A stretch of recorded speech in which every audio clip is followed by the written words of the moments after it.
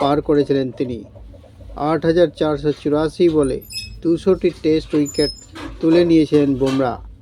তার থেকে কম বলে 200 উইকেট নিয়েছিলেন ওয়াকার ইউনুস। আসসালামু আলাইকুম, ওয়েলকাম মাই চ্যানেল। মেলবোর্নে হেরে গেলেও সম্মান পেলেন জসপ্রীত বুমরা এবং নীতিশ কুমার। নাম উঠল তাদের অনার বোর্ডে। মেলবোর্নে ভারতীয় দল হেরে যায় 184 রানে।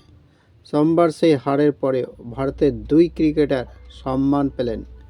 100 রানকারী নীতিশ কুমার রেড্ডি এবং 5 উইকেট নেওয়া জসপ্রীত বুমরার নাম উঠল মেলবোর্নের অনার বোর্ডে।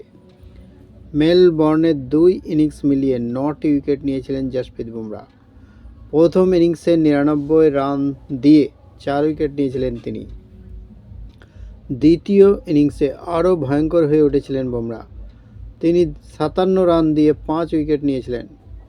টেস্টে 200 উইকেট নেওয়ার মাইলফলকও পার করেছিলেন তিনি।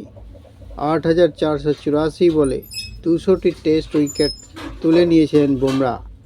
তার থেকে কম বলে 200 উইকেট নিয়েছিলেন ওয়াকার ইউনুস, ডেল স্টেন এবং ক্যাসিগো রাবাদা। 2024 সালে 13 টেস্টে 71টি উইকেট নিয়েছেন বুমরা।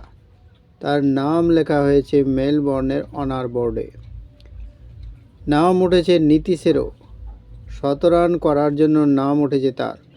প্রথমবার মেলবোর্নে খেলতে নেমে 100 রান করেছেন তিনি। 8 নম্বরে ব্যাট করতে নেমে 100 রান করেছেন নীতিশ।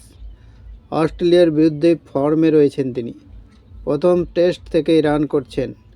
ভারতীয়দের মধ্যে সবচেয়ে ধারাবাহিক তিনি। মেলবোর্নের নীতিশের 100 রানের কারণেই ম্যাচে ফিরেছিল ভারত। না হলে আরও আগে হেরে যেতে পারত ভারত।